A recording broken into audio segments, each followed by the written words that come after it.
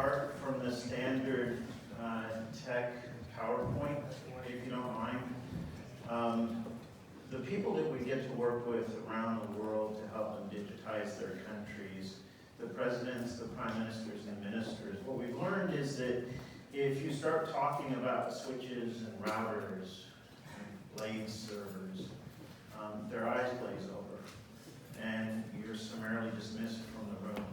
What they care about is the human experience of digitization. And so that's what we're going to cover today. About 4 years ago now, we asked a fundamental question, which was, what are we missing at Cisco that the digital age presents? And we had the privilege of working with a number of presidents, prime ministers, ministers around the world, and what we found was that they all had digital agendas. They had spent an awful lot of money and an awful lot of time developing them. You know, the 20 economics PhDs in the bowels of some government building, banging this thing out for 2 years, and they release it to much fanfare, and it goes nowhere. And the reason it goes nowhere is because there's no execution plan. So what we thought was, let's get in there and let's create that execution plan for these countries. At the same time, transcend the notion of just technology and focus on GDP growth and jobs creation and building a sustainable innovation ecosystem. So effectively bridging the information age to the digital age and allow them to accelerate faster than they have ever accelerated before as a country.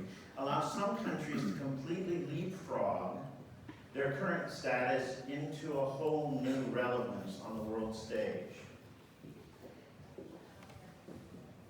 So we're going to dive into cities and communities, but we're going to look at the impact on the people. And we're going to go straight around the world in pictures. We have massive projects, ones that are no doubt going to fundamentally change industries. Port of Rotterdam is one example. We're partnering with IBM on the Port of Rotterdam. And we are creating the first port that will be able to receive autonomous ships in the world. We're creating a digital twin of the port. We are measuring salinity of water, water levels, displacement of craft. We can now create an environment where a ship can travel from one part of the world to the other part of the world autonomously, pull into the port, wait its turn, come in, dock at a berth, undock, and leave again. Everything's unloaded autonomously. It's all done with the highest degree of safety, and it changes an industry. We're years away from it, but we're well on our way to doing this one at the Port of Rotterdam. This may be a more significant picture. I hope you all can see it. I want to introduce you to 5 girls that I don't know. They live in a town called Palgar. It's 2.5 hours outside of Mumbai. I was walking in their city, and I saw them. And I said, may I take your picture? And you can tell the ones on the right were okay with it, and the little girl on the left wasn't so much okay with it. But the picture tells a story. And I'm going to show you a little bit more about Palgar, but look at their feet. Right? So we have little girls that are dressed for school in a town 2.5 hours outside of Mumbai. White shirts, as white can be. Pressed uniforms. Their hair all done the same way. Flowers in their hair. Dressed for school. Some have shoes, some don't. This is their school. You can see their classmates going into class. This is recess. Now, I'm not sure what happened the day before such that that little girl at recess had to climb over, find a little stoop in a tree, hang her backpack and take a nap for 45 minutes. But I imagine it's a pretty rough life. This is a house in Fallbrook. Unlivable, but a family of 6 lives in it.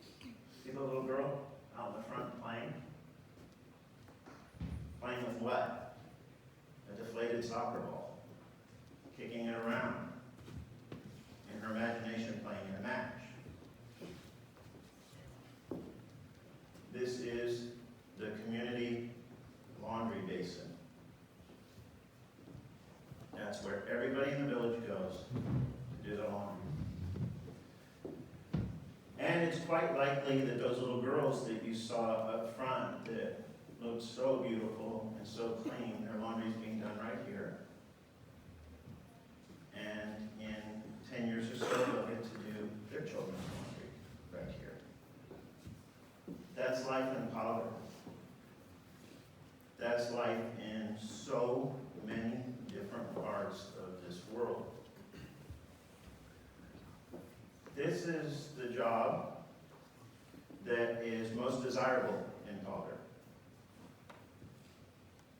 Painting rocks with cultural symbols. Rocks that will hold open doors, rocks that are paperweights, painting rocks. Or purses. You can paint the same symbols on purses and sell them for 50 cents to $1. I know because I bought 5. You can't sit there and watch them paint for 10 minutes and not buy something. I mean, it's so compelling. Another job in Pollard, checking and weighing grain. Don't even have machines to do that. What's going to change everything? It's this. So Pollard, under our Country Digital Acceleration Program, became our first village that we connected to the rest of the world for the first time. Wasn't hard. It's a tower, a little bit of Meraki equipment up at the top, and the village is connected. What fundamentally that means is that those little girls that you saw at the very beginning are not destined to staying in the confines of Pollard and walking those same dusty streets. They're not destined to follow their moms to the wash basin. They're going to be doctors and lawyers and engineers and scientists. They're going to study in San Antonio and Austin and Houston and Dallas. They're going to be like us. Why? Because they're connected to the world for the first time. And it is that life-changing a moment. Similarly in India, Andhra Pradesh, one of the newest states in India.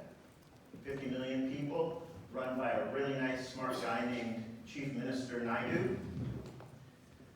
This is an event that we held where we had just connected 2 million homes, 10 million people to the internet for the first time at less than $2 a month, charged to them. And we did it in 9 months. That's how fast we can do this now. And I don't mean just Cisco, I mean everybody. We'll be able to do every single home in Andhra Pradesh, an entire state, in less than 2 years. Now, what does that mean practically? Well, they're going to get access to health care by telemedicine They're going to get access to education from the cities of Mumbai and and all of the major cities, all the major hubs where the India Institute for Technology and other universities are.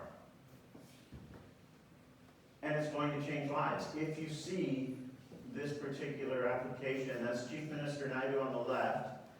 He is connecting to a home and interacting with a resident. And you can see over here on the right what it really looks like, right? The whole town showed up to see this. And now the whole town is going to have access to the internet.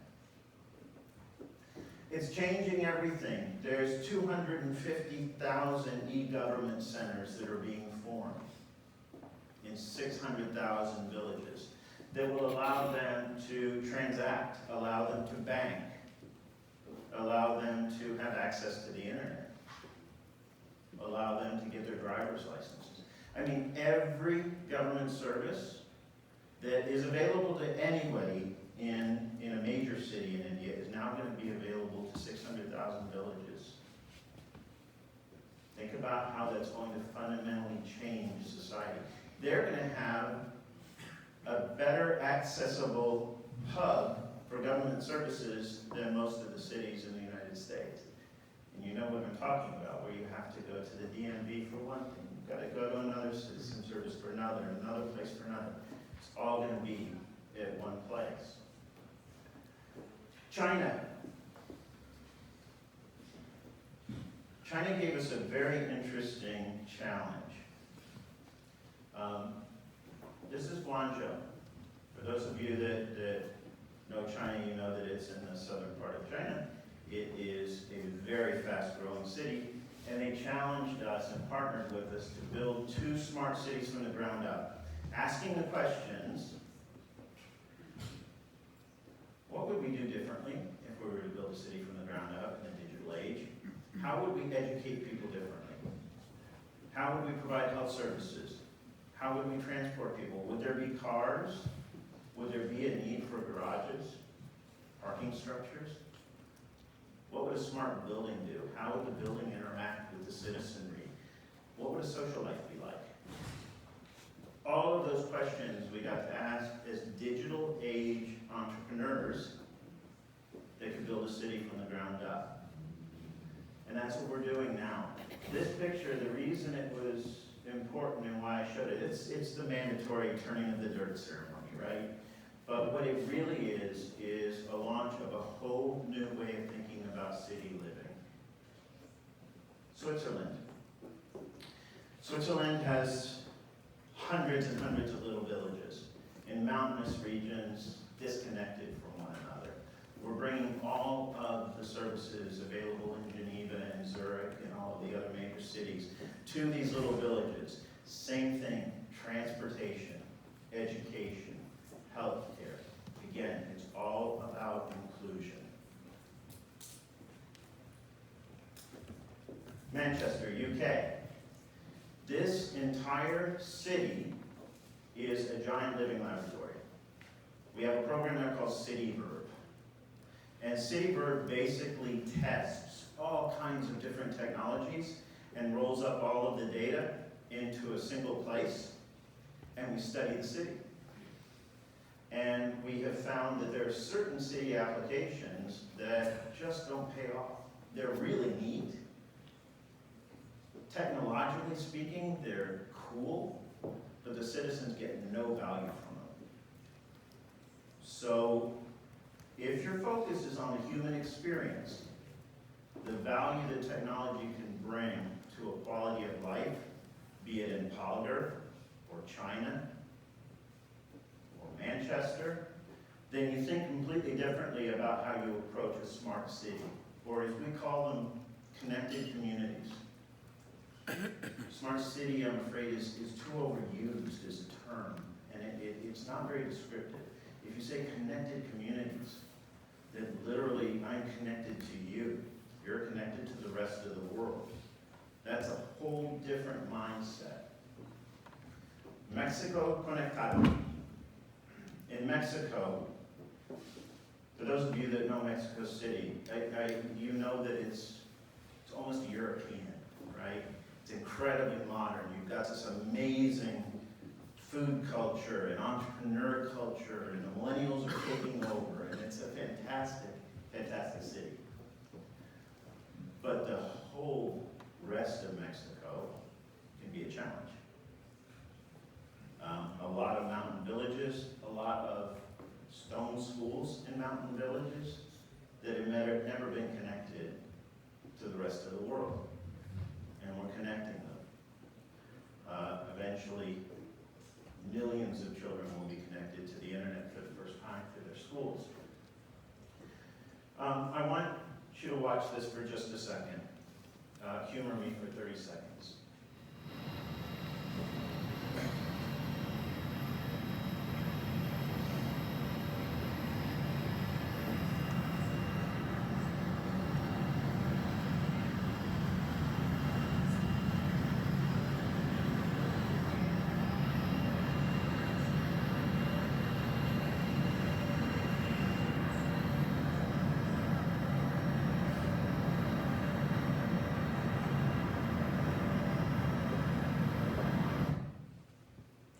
I'm not going to ask you to guess where that is, because it could be a lot of places, but it's the Eastern Negev in Israel.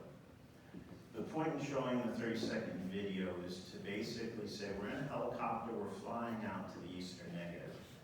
We are between a city and nothing, with nothing in between. You saw the little huts?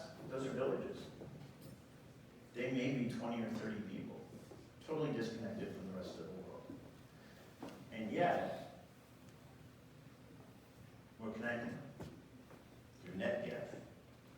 All these little villages, the first time we connected, actually at this event, first time we connected a little village, little school, in this little Bedouin village, the girls came on and we were just playing around and saying, so what are you interested in? And the one of 12 little girls in this school said, well, I'm interested in the interface between the brain and computers. I said, how old are you? 9. So you're talking about artificial intelligence? No. Beyond artificial intelligence. By the time I'm getting my PhD, they're already going to have that figured out. I have to start working on what's next now.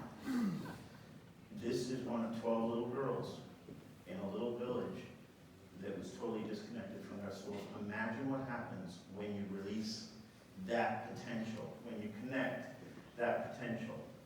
So we come to San Antonio. We just sort of gone around the world. We talked about the human experience and the impact. What do you have here in San Antonio? You have one of the top tourist destinations. You have an incredible brain trust in great universities. You are a hub for cybersecurity. You are a hub for the military. You have all of the makings for an extraordinary smart city, connected community. The question is, what will you do next? And that's what we aim to help solve together.